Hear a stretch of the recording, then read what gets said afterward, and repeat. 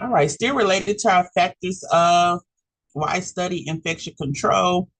We did a lot of reviewing of a lot of information, even down to some terms.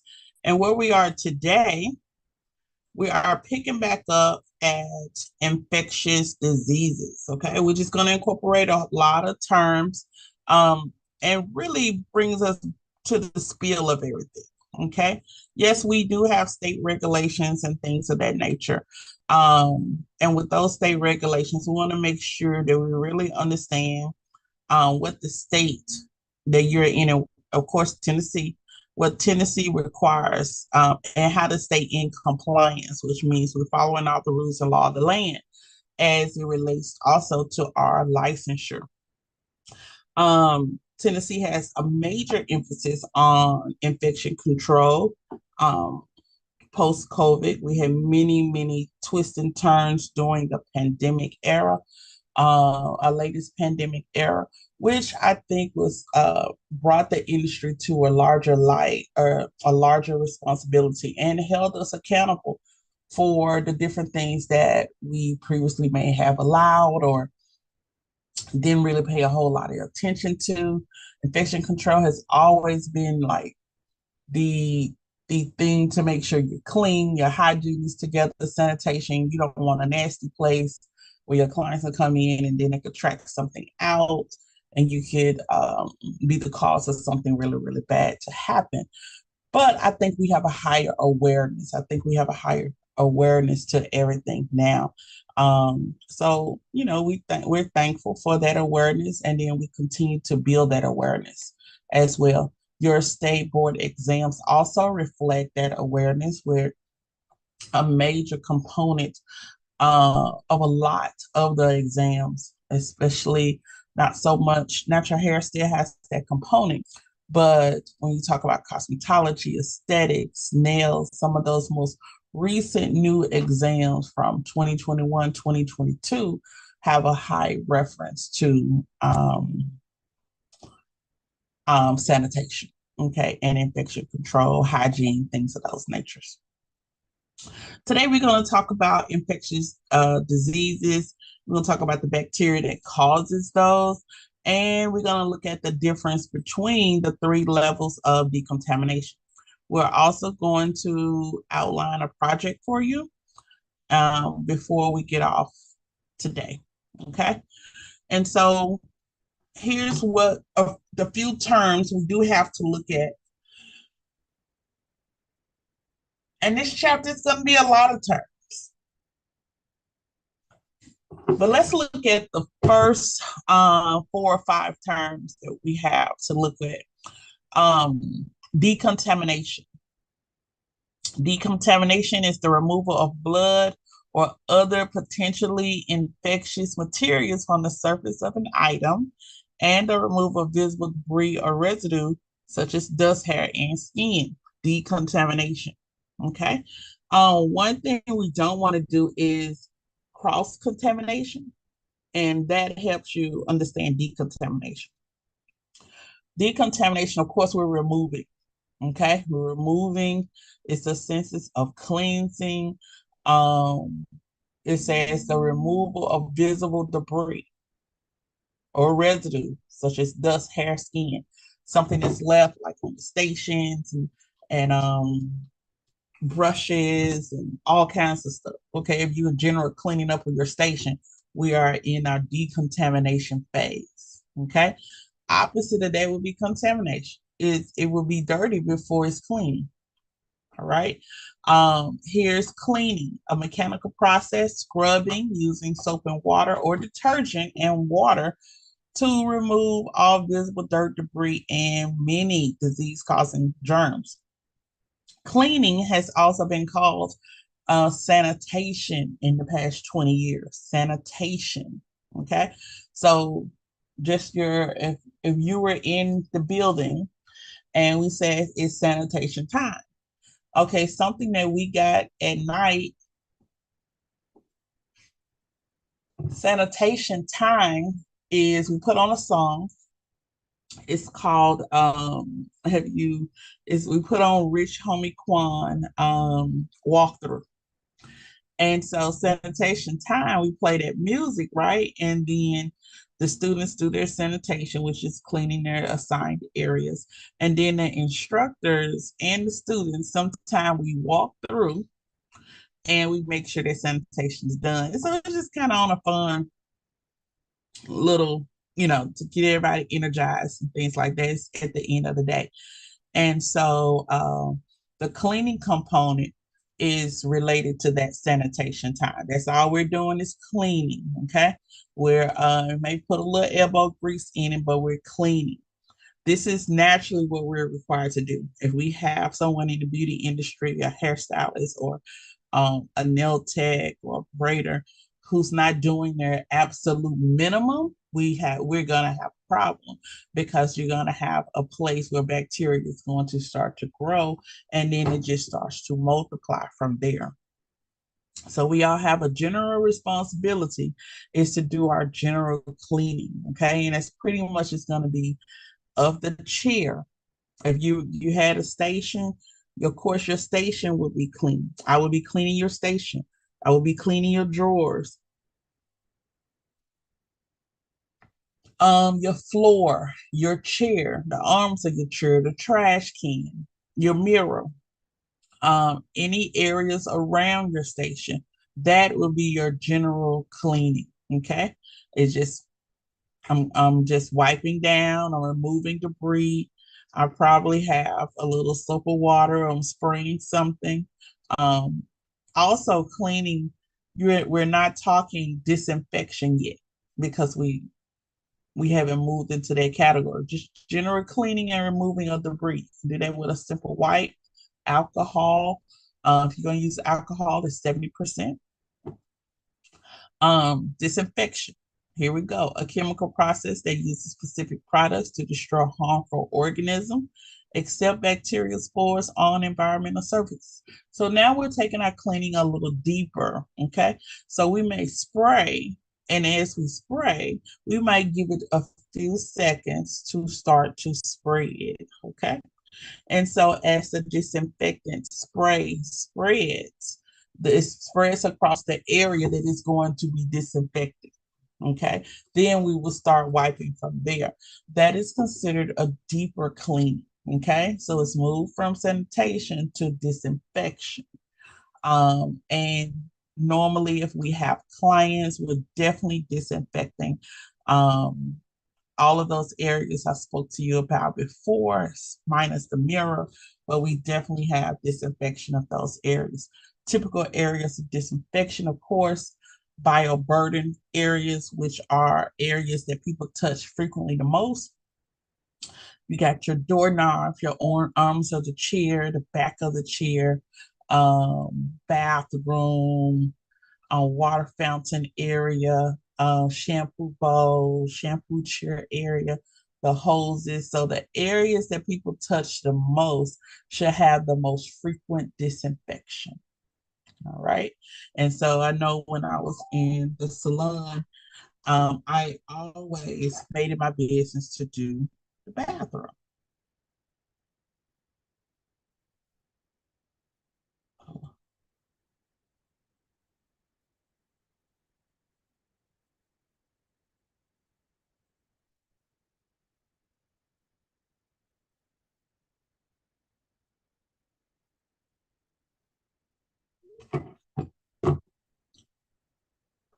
I think Jada's trying to come on.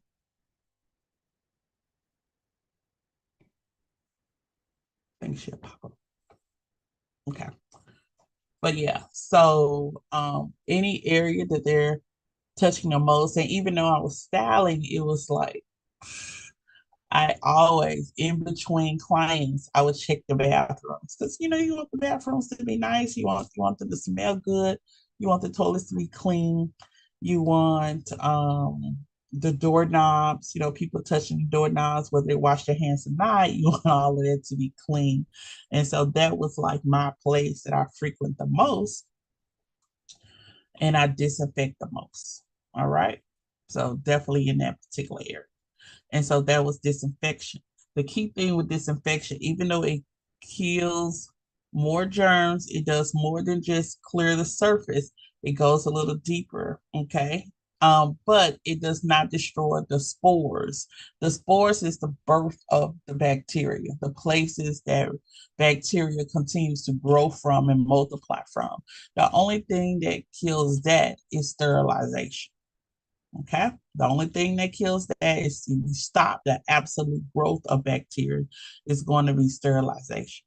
All right. So that's the process that completely destroys all microbial life, including spores. All right. Sterilization. And sterilization is not frequent in the salons. We do have dry sterilizer cabinets. You have UV cabinets, which is our take on sterilization. Most of the time, you've heard if you know someone with a child or have a child, sterilization will be seen this way, such as da, da, da, da, da, da, da, da, da, what was it? Oh, boiling the kids' bottles, the baby bottles, that would be your closest form of sterilization in reference. And at boiling point 212 degrees, that would be your key point to insert into that water and lift out. So you have killed the bacteria and the growth of the bacteria, the actual spores, okay? And then we have microorganisms, any organism or microscopic or submicroscopic size. So microorganism is just another word for bacteria. All right. Bacteria are tiny one-cell microorganisms. They have both vegetable and animal characteristics. And so you'll see bacteria grow a range of in different places, and different and in different areas, as far as even on the body, we carry bacteria. Okay. Um, and so another term for bacteria also you have is germs. Okay, especially numerous in dust, dirt, garbage, decayed matter, and diseased tissue. So we have it, we have it, we have it. No matter how many baths we take, no matter how many hand washing we do, there is bacteria, and there's the good and there's the bad aspect of the bacteria. Okay. Next, I'm showing you here are cocci, staphylococci, streptococci, and diplococci. All right. So these are some forms of bacteria. They all cause something different. Um, I want to initially, I'm going to go over to the PowerPoint shortly, but I want I want you to look at these pictures of cocci bacteria or coccus bacteria. Okay. Cocci bacteria here uh, is going to be in just cocci by itself. It's going to be like, look at that, double. You're always going to see something like double. Okay. Then we look over here, staphylococci. It's going to look like a cluster of grapes. Staphylococci causes staph infection. Streptococci, you're always going to see it'll look like a little swirly worm. Okay, like a little swirly worm. And streptococci causes strep throat. And then you have diphthococci. Diphto is double. Okay. Diphto causes something called diphtheria, which is can be like blood infections. Okay. It can infect the organs. All right, because all our blood travels to all parts of our organs. So let's moving on. We have two types of bacteria. And I'm just constantly checking to see if she has come on, but we're good. We're good. Okay. Um,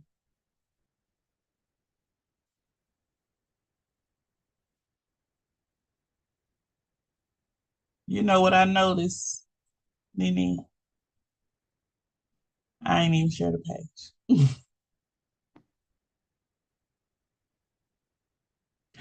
We're just talking, talking, talking. I see it now. Okay. Okay, okay, okay.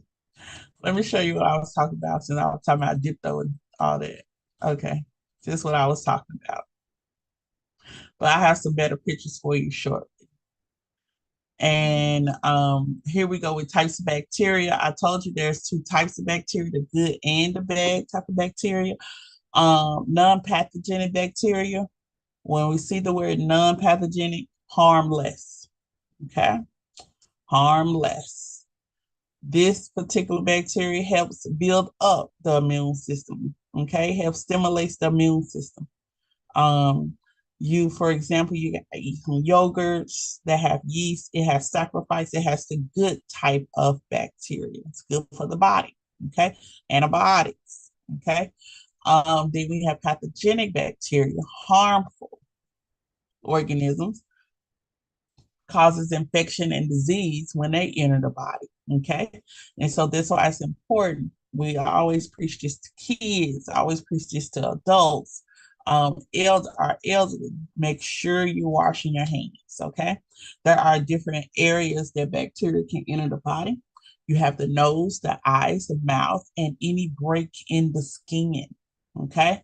Any break in the skin are typically ways that the bacteria enters the body. Okay. So it is harmful bacteria that helps cause these things to happen. That's why we got to make sure our salons and homes are clean and that we reduce the amount of microorganisms that are within those areas. Okay. And we do that by some of the highest levels of of infection control.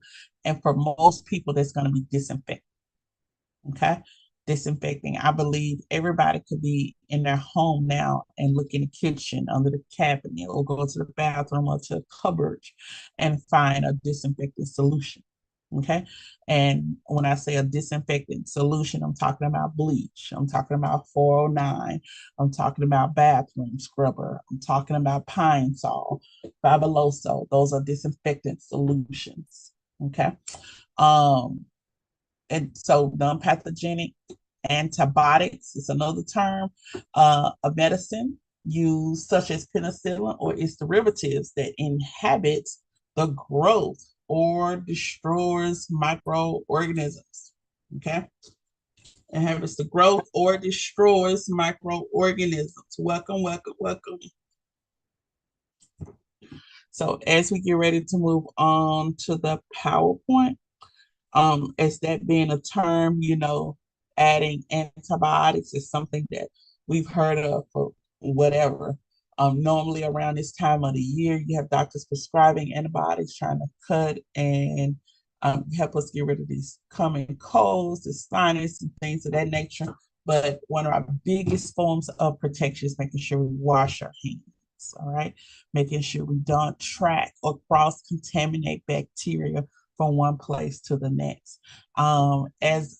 As a braid and natural hairstylist being in the salon, some ways that you're expected, your minimum duty to prevent the spread is wearing gloves. Okay. Also draping your client with a clean drape and a clean towel, not reusing the towel from client to client to client. Okay. And keeping your work area clean. That's a minimum requirement that we should be focused on. And as we look at some additional terms, um, direct transmission versus indirect transmission. So direct transmission, y'all, my niece went on a date and I chaperoned this weekend. And I told her, and I was very, very serious.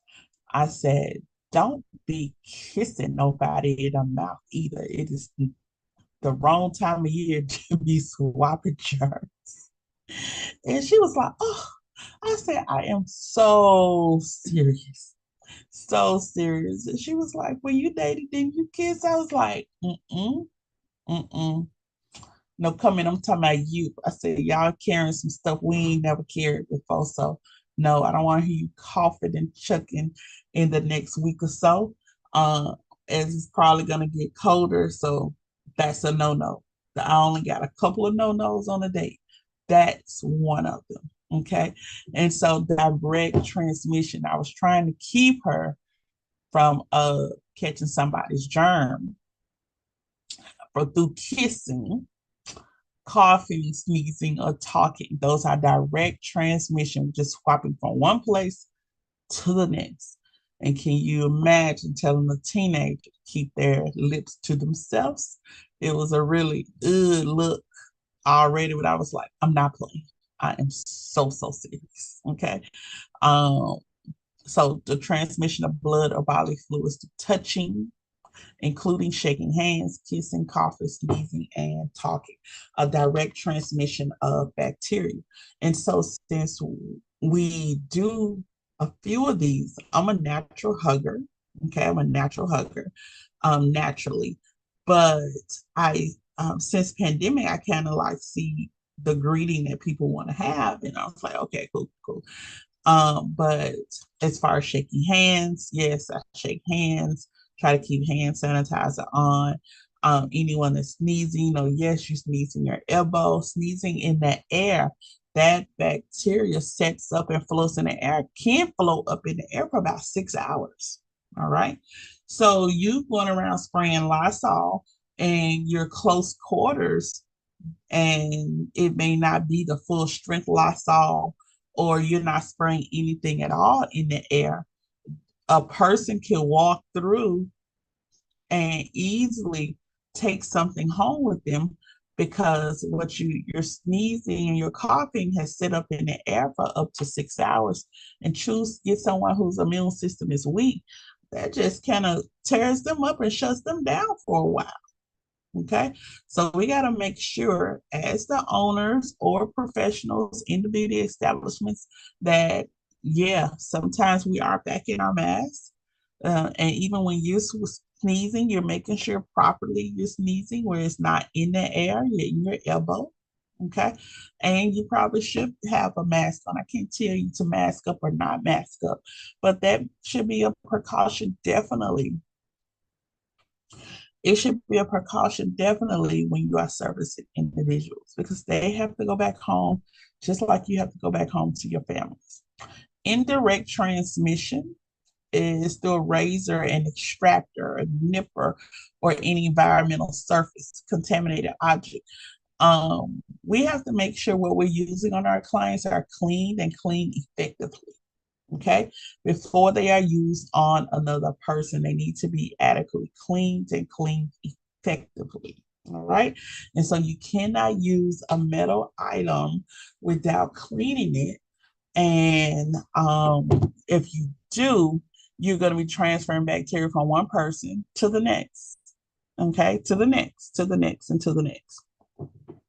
So sanitation is something I always have to introduce and continue talking about, even though we have many courses at the school. Sanitation is something I will always talk about and enforce, because it's just not something you just go over one time. It's a continuous thing that we practice. Present day sanitation and infection control. All right. Come down to the term infection, invasion of body tissues by disease causing pathogens. We said that germs, microorganism, and bacteria will fall into the same category, with bacteria being one cell microorganisms having both plant and animal aspects. Some are harmful, some are harmless. Two types of bacteria. We say we had non-pathogenic, which is harmless, and then we have pathogenic bacteria, which is harmful. Okay.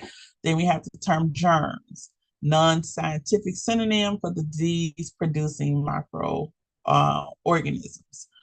And then we got microorganism and organism, or microscopic to submicroscopic size. Microscopic organisms or microorganisms cannot be seen with the naked eye. Okay, so it mainly, when you say microscopic to submicro, you can, in submicro, normally you're found, and they're so small, it's connected to viruses. All right. So most of the time, viruses, you don't have symptoms of the virus until later on, where by that time, you got it. Okay. And so most of the time, you wouldn't see those pop up on microscope or test or anything right then, but it comes up a little later. By the time you know you got it, you had it for a little while. And then there's parasites, organisms that grow, feed, and shelter on or in another organisms. Okay, it's referred to as a host. Think of this as an example of a mosquito. Okay, we would be the host, and the mosquito loves to bite us and loves our blood. So the mosquito would be the parasite. All right. There are many different types of parasites that we'll get into as well. There's a one that is on our skin at all times, even no matter how much you wash your face. It's called a skin lice. Skin lice. Okay. And then we have itch mites. Okay. Then we have scabies. There's a such thing as a skin bite. So it's so many different things that could be on our skin. We don't even know it. We think our skin is clean, but we're considered the host, and they're feeding off of our skin. Okay, and parasites, in order for them to survive, they gotta have a host. Okay, then there's toxins, various poisonous substances produced by some microorganisms, whether it's bacteria or viruses. Toxins is not just found in a person, okay? They're found in bacteria and viruses. So there are toxins. Even in disinfectants, you have some disinfectants that are labeled as toxic, as a toxin, and so they should not be used on the skin. All right.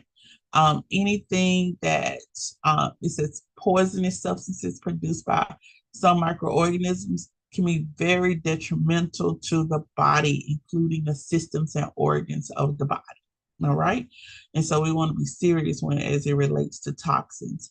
And then there's virus, a parasitic submicroscopic particle, going back up to microorganisms. Okay, what we said about viruses, the flu, things of that nature. By the time it arrests you, you already had it for a little while. Okay, not detected, maybe even played out as another bacteria or something of that nature. But at this point, you have to just walk the course, walk through it, walk through it, walk through it.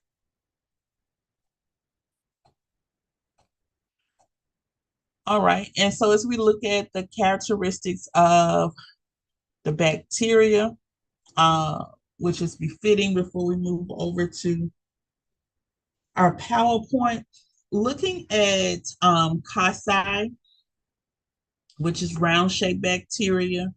You find this singly or in groups. There are three types of cocci. You have Staphylo, Strepto, and Diplo. Okay. Staphylo, of course, pus forming causes staph infections, abscesses, pustules, boils, all caused from staph. Your clients can have staph in their beards, staph in their hairlines, staph in their scalp, staph on their face, underarms, uh, but anywhere, okay? Staph infection, all right? And they can have staph infection in their mouths. You can see it on their face. And it represents with abscesses, pustules, and bulbs. Very painful. Okay. Then there's streptococci, pus forming bacteria arranged in curved lines resembling a string of beads. They cause infections such as strep throat and blood poisoning. And here's the thing, you have some people that say, I don't want to go to the doctor, I don't want to go to the doctor. It is very, very dangerous to ignore strep throat because what happens over a period of time, a person's strep throat turns into the blood poison. Okay. And you got to know that toxins if it turns into a blood poisoning, there's a toxin in the blood. That toxin goes to every organ, every system. So now you'll have organs start to say, hey, I don't like that. So they go straight into combat mode, and some will be stronger than others. So when you have individuals who have other complications, who are dealing with kidney disease, dealing with liver disease, gastrointestinal issues, eye issues, okay? These are organs that when this toxin gets to that organs, it just beats them up even more. Okay, so then you start to experience a breakdown in the organ. Experiencing breakdowns in the organ also causes a breakdown of the system. All right, so you don't want to create issues where there are no issues. And so, simply, if it was strep throat, let's go ahead and get that taken care of so it doesn't turn into anything bigger. All right. And so be cautious of that when clients come in and say, oh, I just got strep throat. I'm putting a mask on. Or, ma'am, could this wait until you're good? Okay. And remember, streptococci is pus forming organisms that grow in chains that cause infections such as strep throat and blood poisoning. Pus, anyway, is a sign of infection. If we even see pus, a cut, or something of that nature, we ought to stop. Okay. And we ask questions and we start to move on, and we're not doctors, but we do the best that we can. Then there's diplococci. Of course, I talked about it causing diphtheria, but here's the common case of pneumonia. Okay. The common thing that causes pneumonia, all right, grows in pairs and causes pneumonia. So you got to be very, very careful about this particular time of the year as the weather changes. Okay. Yes, we cover up, but we also need to continue to clean our hands, cover our mouths, and things of that nature. Bacilli, short, rod-shaped bacteria, bacilli. Think of myconites, okay? Short little rod-shaped bacteria. One thing about it, bacilli does move in the bloodstream, okay? It has legs like lashes. See your hair on your lashes? It has legs like lashes. They call it flagella, okay? Or cilia, okay? And so that myconite with those little hairs on each side moves throughout the bloodstream. They call it locomotion, okay? Moves throughout the bloodstream. So this bacteria does travel within the bloodstream because this bacteria has locomotion. All right. It can cause tetanitis, lockjaws, typhoid fever, tuberculosis, and diphtheria. One thing you need to know is diphtheria, not diphtheria, but tuberculosis was a thing in Shelby County. And at one point, even before we all were born, service workers will have to be mandated to get tuberculosis shots. Okay. And when you say personal service workers, Ms. Cox, what does that mean? Doctors, nurses, hairdressers, barbers, braiders, manicures. If you dealt with people one on one, if you touched people for a living, you were supposed to get a tuberculosis shot. Okay. So with the renewing of your license, you're required to do that tuberculosis shot. All right.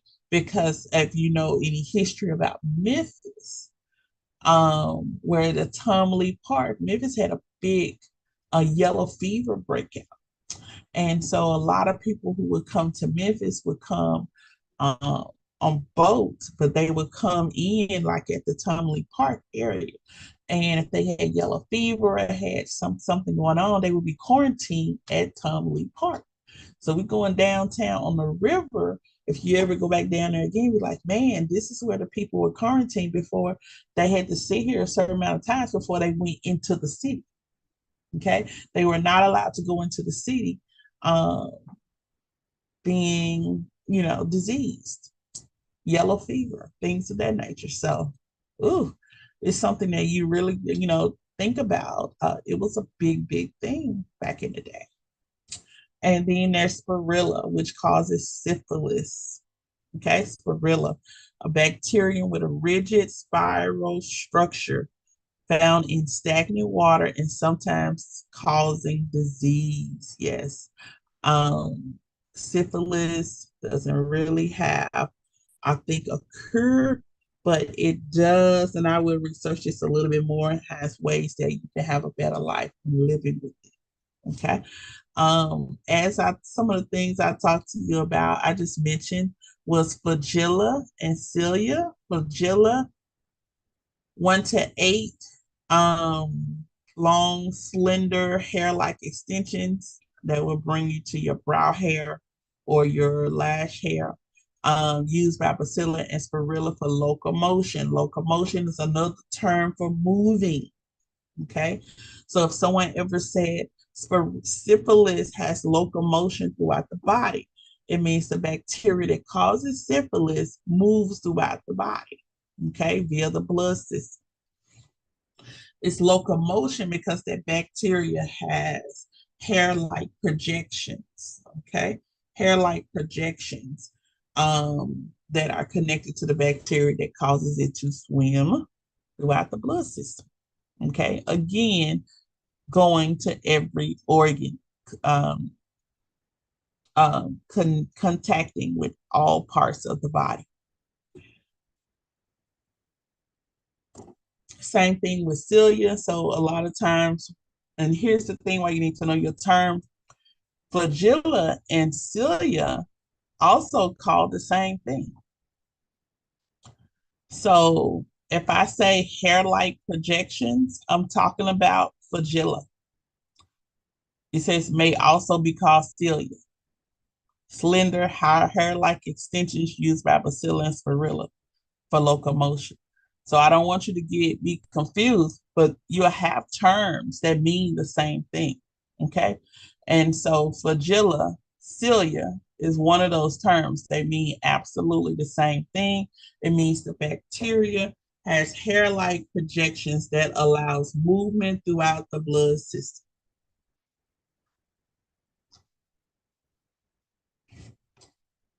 Binary fission, the division of bacteria cells into two new cells called daughter cells, also called mitosis. Okay, we learned that in science in school, also called mitosis. Then we have spore. Spore is the birth, it's like the motherland of bacteria, okay? Fungi, tiny, typical one cell reproductive unit. Mm. So your local disinfectants does not kill spores. Only sterilization kills spores. All right. So you may the wipe the table. That's cleaning. That's sanitation. But then when I spray the table and let it sit a little while, then come back and wipe it, that's disinfection. Now I've killed more germs than just wiping the table. But if I actually wanted to kill, I would say, will those germs grow back? Yes, because the spore is still there. Yes, they'll grow back. It's just slowly and growing back. But in sterilization, we kill the germs and the spore. And most of the time when we're doing that, think about boiling a baby's water, baby's bottle. In beauty, we do have the sterilizer cabinets. In beauty, we do have the sterilizer cabinets with my phone on which would give us our form of sterilization in the salon. Inflammation, a condition in which the body reacts to injury. Okay. Anytime you see the word inflammation, this is what I want you to see. I want you to see redness, and I want you to think of something being irritated or fire. Okay. Irritated or fire. Also, when you see the word inflammation, something painful. All right. So it's a condition in which the body reacts to injury, irritation, or infection, and is characterized by swelling, redness, and heat, or fever and pain. Okay. And so when you see inflammation, that is a sign of infection. And when you see one sign of infection, you're probably going to see the rest of them, which are swelling, redness, heat, that's local fever, pain. Okay. Um, and so that's something we always will look at, especially with you guys being in natural hair.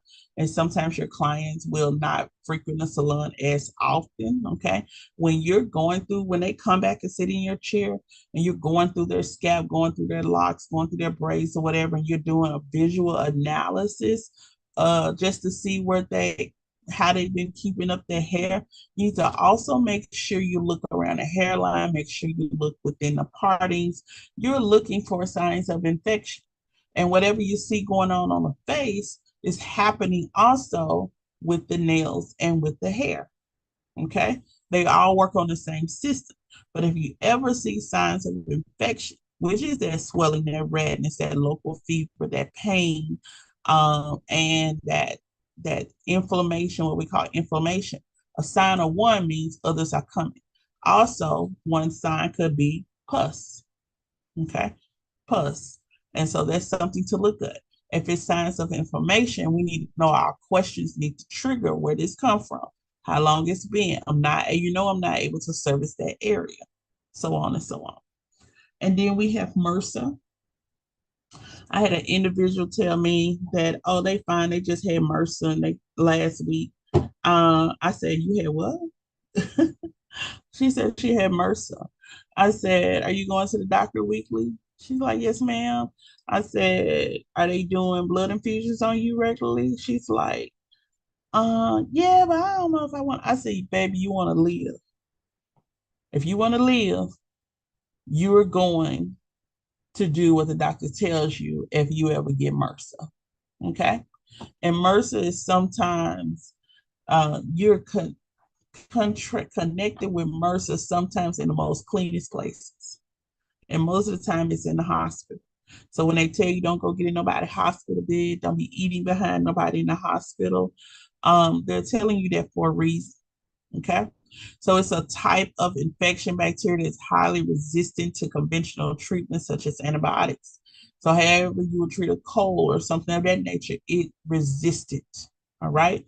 You gotta clean the blood in order for you to be back on a good track until this kind of goes away. All right. Going through the process. But there's no medications you can take by mouth that can cure MRSA.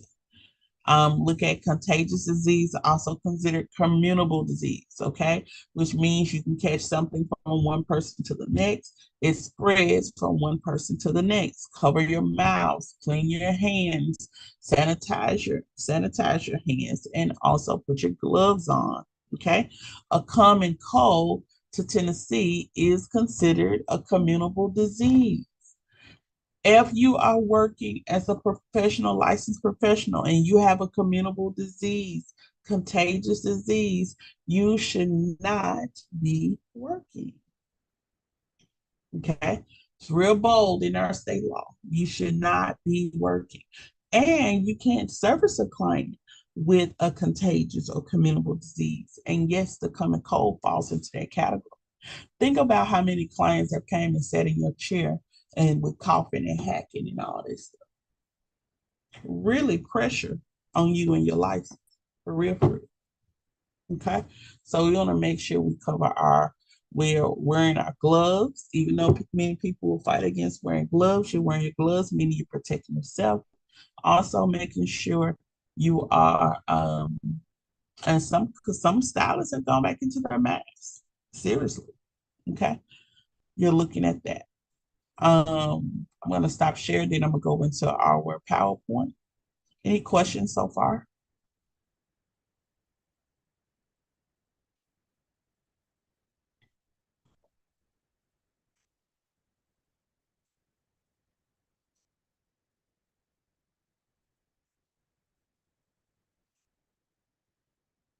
Okay, hold on a moment.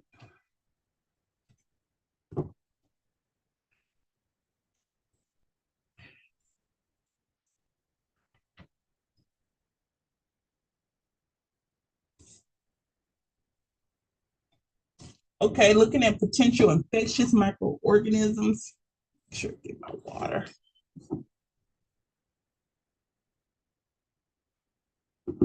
Some stuff you could be like, when you magnify the bacteria, it does look very disgusting.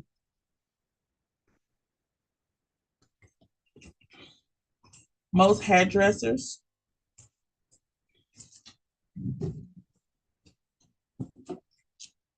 those personal service individuals may get something called scabies in between their fingers because they shake hands a lot.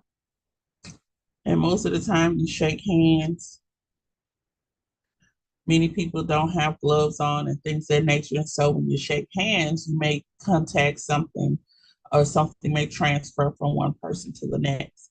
And when you shake hands, sometimes it that particular bacteria, scabies, if it's transmitted through the shaking of hands, it burrows in between the fingers.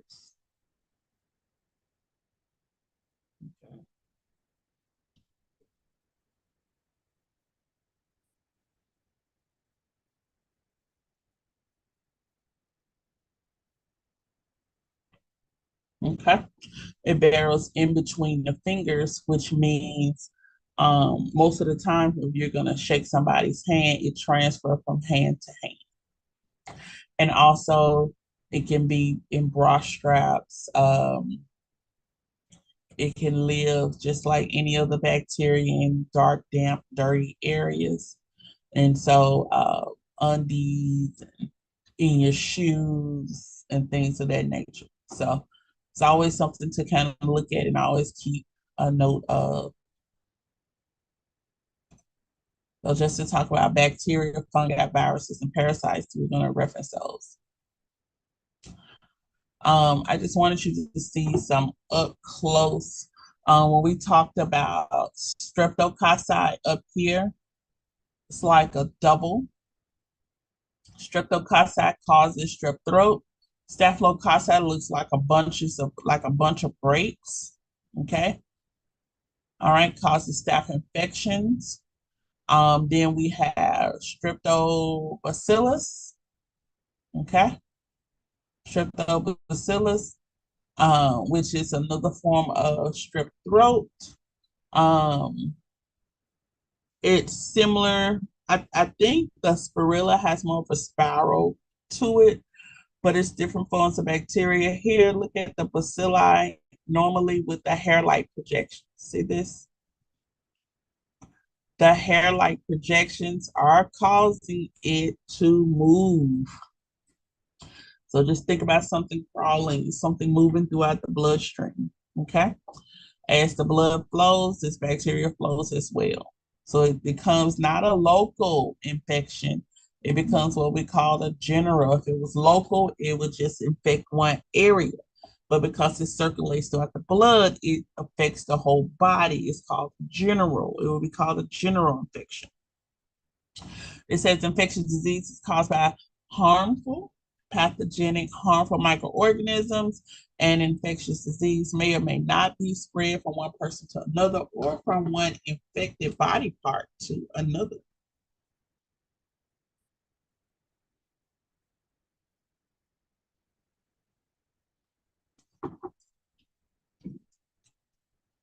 Okay. Looking at some salon disinfectants. This is simply what I would tell you guys to get and always use. Okay. At school, we started with barbicide wipes. We have the liquid and the wipes. Okay. So with the barbicide wipes, Tennessee says you got to use something that kills fungus, bacteria, and viruses. All right. And so Clorox wipes does not do that. Fabuloso wipes does not do that. Any discounted wipes does not do that. But barbicide wipes do. Ship Ship shape, if you're using it, it does. Citrus 1 and 2, it does. Rejuvenate, it does. All right. So at the end of the day, you got to find a higher level of disinfectant. And disinfectant is going to be the product. disinfection is the process. Please note the barbicide wipes, that's the disinfectant, the actual product. Disinfection is the process. Okay. So both of these are used in the salon, whether it is the small to the tall, and you can find it in liquid and you can find it in wipes. If you're going to say board, I will always prefer the wipes. Salon disinfectants, it says to clean, mechanical process. The scrubbing, we talked about that definition. That's general. When they say, oh, it's sanitation time, that's simple what you're doing. You're just cleaning a surface, okay? Using soap or water, or you may use some your regular wipes. That's just cleaning, okay? You're not, or I would say, is this bacteria going to grow back? It is absolutely going to grow back. Yeah, so you're just cleaning up, temporary cleaning a place, temporary cleaning the subject. Okay. Disinfection eliminates most. So it is going to not only clean, but it's also going to make sure that a lot of the bacteria stays away longer. So it's going to eliminate most, if not all, microorganisms on non-porous surfaces. What you need to understand is what is a porous surface and what's a non-porous surface. So for example, a table, a glass table is a non-porous surface. But if you had a sponge, something that absorbs, a canvas table, something that absorbs, that's a porous surface. Okay. And so you need to make sure that you're wearing something that does not absorb. So stable particularly says making sure you wear gloves that are non-porous, which means you don't wear gloves that you will wear for the summer, you don't clean in those, or gloves you wear for the winter, you don't clean in those, but you wear gloves, rubber gloves, latex gloves, nitrile gloves, vinyl gloves. Those are what you're using. So making sure you understand what porous and non-porous is. Non-porous, nothing can see through. Porous, something that seeps through. Okay. Bactericidal, capable of destroying bacteria. Fungicidal, capable of destroying fungus. And virucidal, capable of destroying viruses. All right. So that's what we found that our school is going to use the barbicide. Barbicide. This is our cabinet, our UV cabinet. So here's the thing. Once we wash our tools, just say your combs, your utensils that you lock with, you wash those tools in soap and water first. Okay, from soap and water, then you'll place them in your barbicide solution here.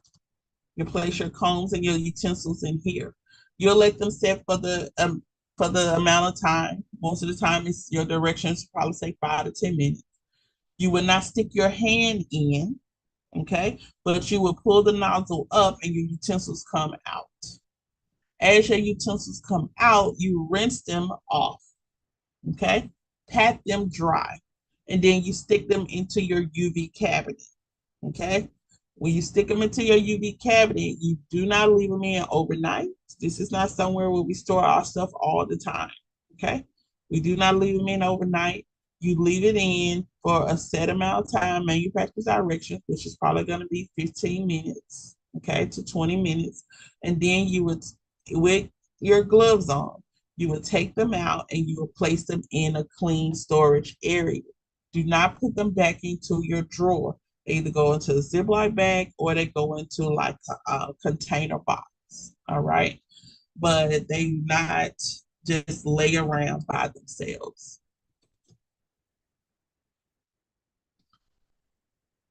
Okay, bacteria known as microbes or germs, minute, one-cell microorganisms, plant and animal characteristics, okay? Exist almost anywhere, your skin, your water, air, decayed matter, so on and so on. can only be seen with a microscope. Okay. But we do need to make sure we know what could be there. And this is dipsococci or diplococci, depending on whether it's plural or singular, and it means to cocci. Okay. Non-pathogenic bacteria, which is the harmless. I need you to always relate non-pathogenic bacteria to harmless. Okay.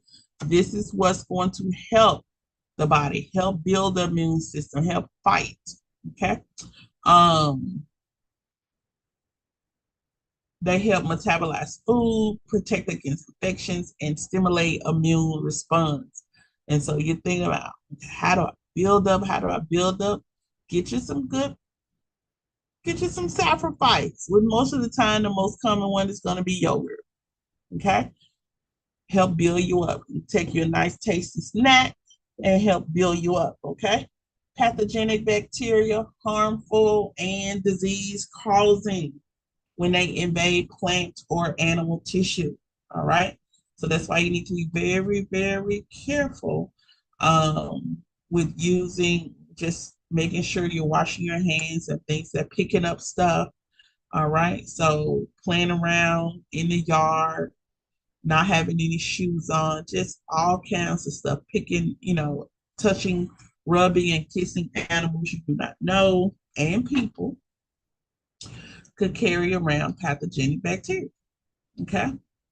So good bacteria, where it comes from, I say yogurt, but there's buttermilk, uh,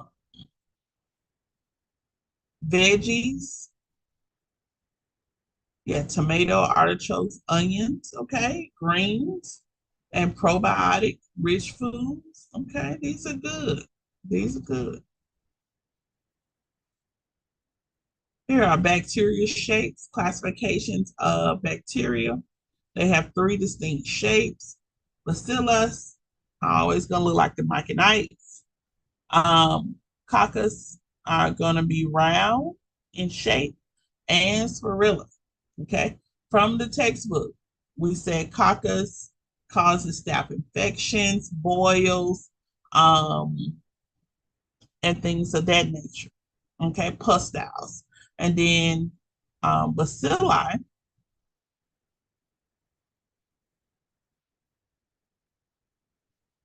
rod-shaped bacteria, has flagella, cilia. That's the one we were talking about. Moves around. Spirilla, okay, spirilla, and spirilla is supposed to be like spiral-like, corkscrew spiral-like. So this is close, but it can cause syphilis. All right. So those are some of the shapes. If you're under a microscope, you'd be able to see it. Let's look at cocci, staphylococci, streptococci. All of these are pus forming, okay? Except for diplococci, it causes pneumonia. Look at that. And sometimes men or your significant others can have staph infections more often than other people in the hairline and in the beard area. Why do you guys think that?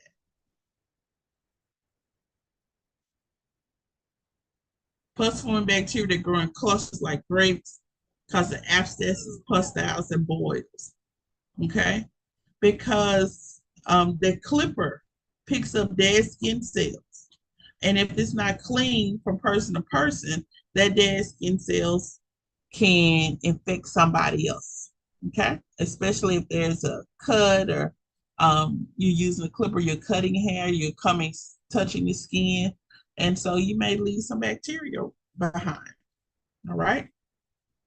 And so a lot of times when you see that in the hairline and the guys have the big pustules in the hairline, or the and then also in the beard, where the beard, wherever they're going, you need to tell them they need under the barber or the hairstylist because their items are not clean. Okay, that's the main thing you'll see. The items are not clean. All right, look at this staph infection. I know, and got a couple of disgusting pictures coming up to you guys. Evidence of pus, we can't retire. Here's one coming up on the side of the jaw. Okay, staph infection. And what do you notice about this staph infection? What do you see? Inflammation. I see redness. Okay, and redness is going to be a sign of infection. I also see it raised up a little bit. So there's going to be swelling. Wherever you see redness and swelling, may be local fever. This area may be warm. Think about a spider bite. It may be warm. Okay. Also think about pus being evident as well. And all of those should be able to see. Here you go. And y'all, you can get staph infection anywhere. This is why also when we wax, we only use one stick at a time. You never double dip trying to conserve your sticks. All right, because you're bringing a bacteria back out and you're going from person to person.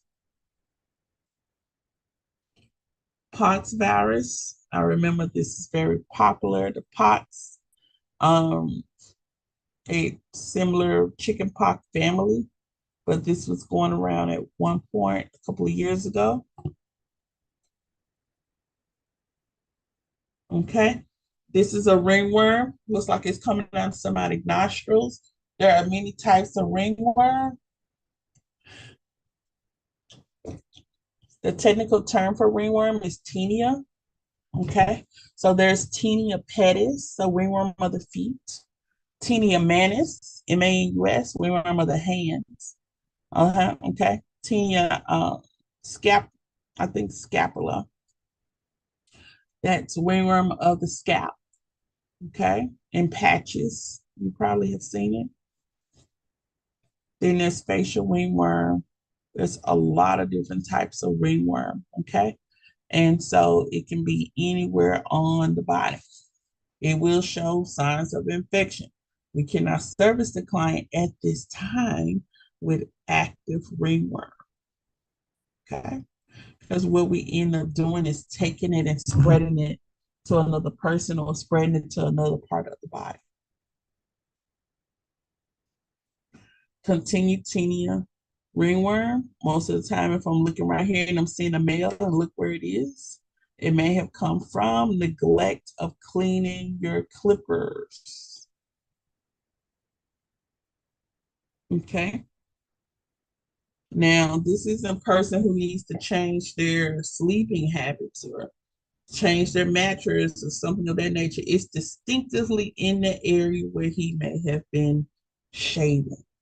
Okay, so it's going to be easy for us to determine that somebody contracted this from somebody else by way of maybe unclean tools. Okay, same here. It could come from either a bite, okay, or could be laying your head in the wrong place. A lot of times people will get things from furniture, especially if the furniture is porous, okay? And most of the time people do have furniture that absorbs liquid. And if it absorbs liquid, it's also going to absorb bacteria. It's going to have a place to store. Well, they have a place for the night. Many references to COVID-19, where we looked at it attacking the lungs, the heart, the brain, okay, different fogginess, things of that nature. We look at some staph infections, tended to the touch, swelling, redness, heat, and oozing of fluid. Same thing with MRSA staph infection. Like I told you guys before, you just go through the process of cleaning the blood. It is resistant to antibiotics. Okay. Malinfection may look like a pimple or boil and can be red, swollen, painful, or have pus or other drainage, and are usually mildly infectious and easily treated. All right, we're just treating it. There is absolutely no cure for MRSA. Wingworm, the technical term for ringworm, I told you guys again, was tinea. And the ones that really, when you see this on your client, especially in the hair and in the nails, you know, in the skin and in the nails, you know that it's also in the hair as well. on the meaning on the scalp. All right.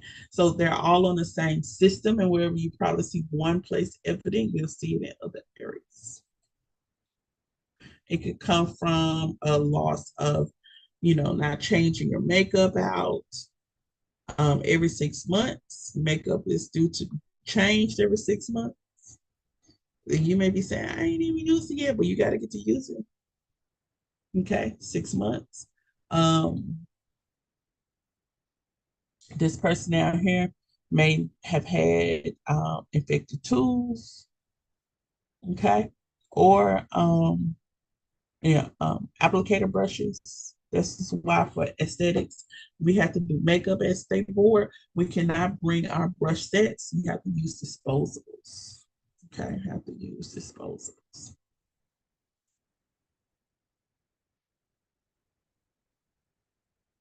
All right, and so I think that's a stop share on that.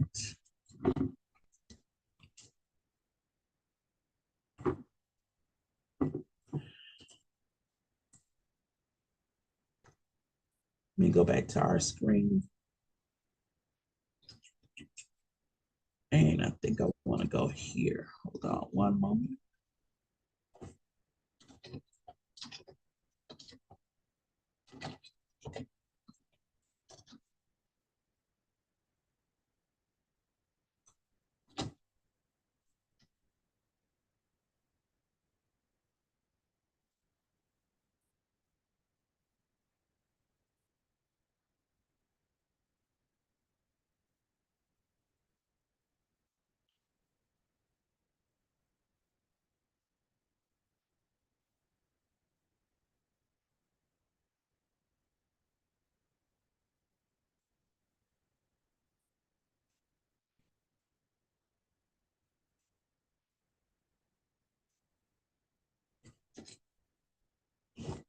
All right. Okay, hold on. Y'all be right with you.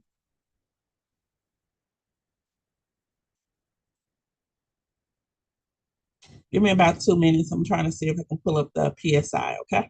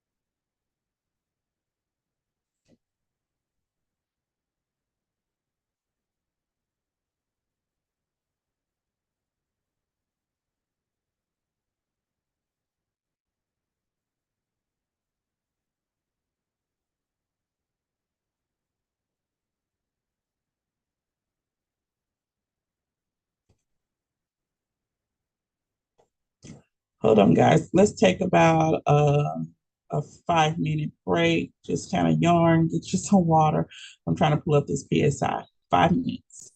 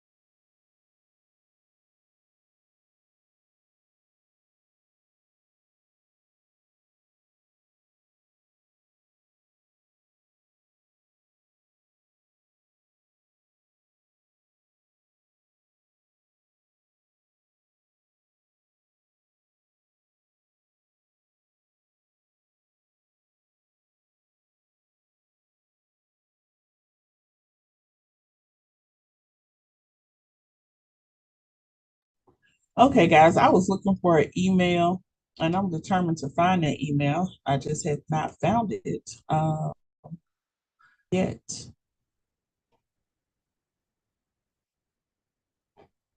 but I do plan to. It does references something for you guys, but I do want to actually go ahead and look at something since I got Jade on the line. You needed something from me. I'm sorry, I didn't hear. Oh, I just wanted to reference this to stable and practical since I got you on the line. You're wonderful. Okay, but I was looking for an updated email. I just couldn't find it, which is going to irk me if I don't find it today, because I'm looking for it. But Jada, I want you to, well, for both of you guys, you can take a tote or you can take a bag when it comes to your practical. Okay. You do not have to have the outside label. Still, some of the major components are going to be cleanliness and sanitation. So every time you touch that kit, you are going, that kit, I'm talking as bag or tote, you are going to sanitize your hands. Before you move to the next, when you get ready to go from one to the next, after the directions, you're going to put your gloves on. So you be changing gloves regularly and you'll be sanitizing your hands regularly as well. So always keep that in mind. Um, where it says 10 minutes for your pre-exam setup, it says it's not necessary to perform additional or altered tasks, so only do what they're asking you to do. Properly dispose of waste material, disinfect work surfaces, kit remains sanitary. How the kit remains sanitary is that the kit remains closed. Okay, so they say a lot of people miss points because they leave their kits open, but they started adding the tote as an option because when you hear it click, that should give you the note that, hey, it's closed. Okay, never leave your top off of your kit, your tote, and avoid cross contamination, which means you're always going to use like spatulas to remove products out of jars, and you're never going to stick your fingers in. Okay, so we look at cornrow and free fall. It says perform one cornrow and one free fall, also known as underhand individual braids on the quadrant of your choice. So mainly you have four quadrants. So your mannequin will be parted into four quadrants, okay, like a four-part section. 10 minutes to set up and disinfect. And then you'll have 22 minutes to do one cornrow and then one free falling underhand braid. Okay. And you're going to do that on one quadrant. Okay. So you'll pick maybe the upper right side. Okay. That may be where you do your cornrow. And then also you may do a free falling like a plait. Okay. Here's the procedure that they're grading on, making sure you sanitize your hands. Yes, and making sure you have on gloves. Perform, and I'm stretching the gloves. I am stretching the gloves, okay? If you feel like you can't braid with the gloves on, you need to make sure you continuously sanitize your hands, okay? Sanitize clean hands, perform draping for natural hair service, which means you got to make sure that mannequin is always draped with a towel and a cape. Okay, towel and a cape. Part the hair into four quadrants. Perform one cornrow in quadrant of choice and a plait in that quadrant. So the first thing out of the gate, you're gonna set up your tools. And when before you even set up your tools, you are going to wipe your table down. Once you wipe the table down, put your towel down, put your mannequin and your stand or your tripod down. Okay. So if you got your water bottle, your gel, whatever you're going to use, all that stuff will be laid out neatly. Okay. And then you need to have and then I'm gonna give you a list of items that you should have when you for exam setup, because you should have disinfectant wipes also on that tape. Okay, gloves, hand sanitizer, first aid kit, all of that should be on that table. along with your products. Okay. And so you'll start doing sanitizing your hand, you'll drape the client, then you'll do the 4-part section, then you'll do the braid. You got 22 minutes for that. Then you'll be graded on the safety procedure, properly dispose of waste material. You're gonna have a bag that says single use or multi-use. Okay. And so all of your stuff, when you're done, it does not go back in the bag. It's either going to go into single use or multi use. Once you take something out of your kit, nothing goes back in. Nothing. Okay. And so, whatever you have taken out to perform that service, whether it's a towel is multi use. I'm going to use it more than one time. But if I use a Q-tip or something of that nature, a spatula stick to get the product out, that's single use. I'm only using it one time. So they want to know, do you know what goes here versus what goes over there? You're also graded on, did your workstation remain sanitary? Was your stuff neat? Did you have any spills that you did not clean up? Okay. Ensures draping is maintained throughout the service. So you may have to bring your clip if your cape tends to fall down, you need to prepare for that. So I would double that towel up, fold that towel up, put my cape on, and put a clip on that will hold my cape in place. You're also graded on replaces contaminated items. All right. So we didn't do any cross contaminating or anything like that. If you drop something that's contaminated, you need to pick it up, put it in the multi-use or single-use bag. You need to sanitize your hands and you need to get another one out and proceed to working. Okay.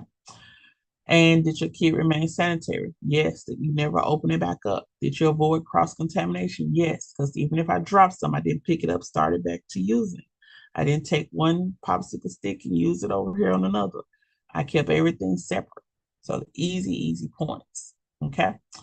And then once you're done, you do step back and they say raise your hand. But most of the time it's going to be you one-on-one or 1 to 3 people.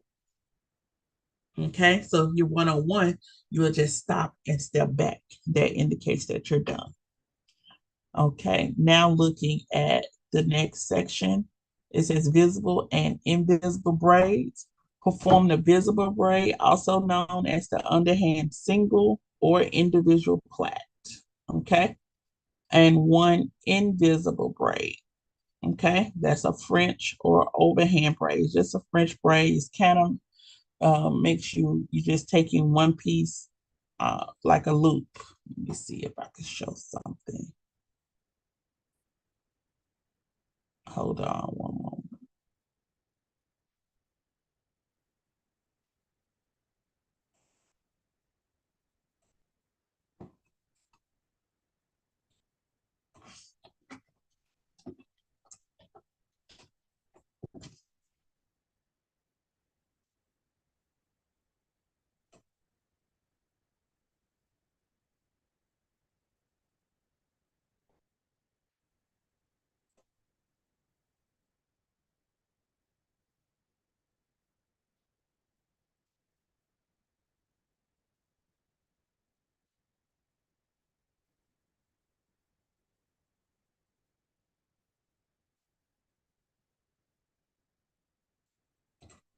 Okay. Let's look at French braid. So you look in one quadrant. So you're really just taking, I think we used to do this style back in the day where we would do this and then we'll take the flat iron and like raise the ridges up. That was a pretty cool style back in the day. And so with French, you're just taking this like 2 plaits on one side, 2 pieces of hair, and you're just folding it in within each other. Okay. So then I ask you to do a French braid.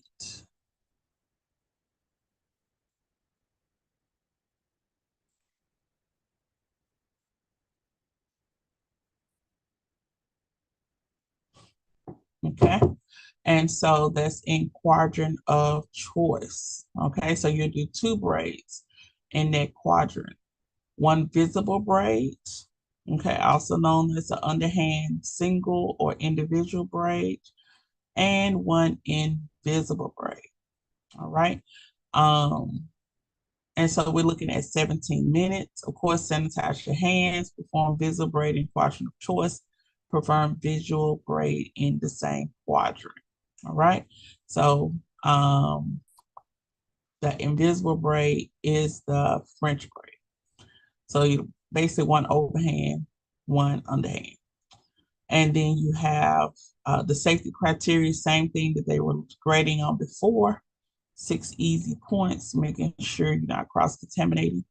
And then you have a third quadrant. You're going to do braid extension, perform one braid extension, and removal of extension in quadrant of your choice. Okay. Sanitize your hands, select your extension fiber, braid extension fibers into braid, and then remove the braid with the extension. So you're going to braid the hair in, and then you're going to remove it. Okay. Definitely look for their sign to go ahead to remove. You have 17 minutes to perform this. Okay. Then you have sewing extension. We should be on our last quadrant at this time.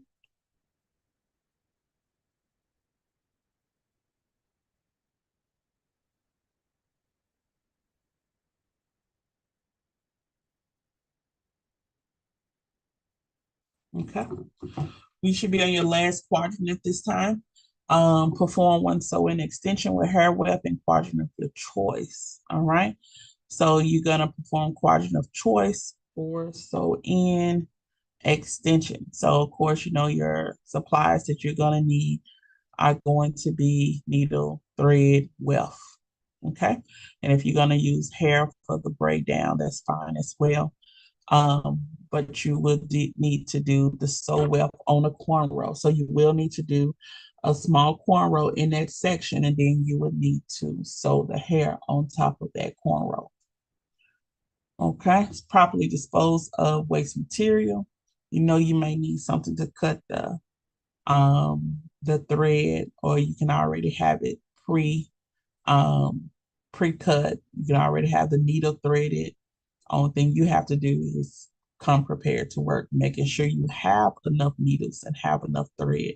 I always make sure you pack two, okay? Just in case you run out of one, you can pick up with another.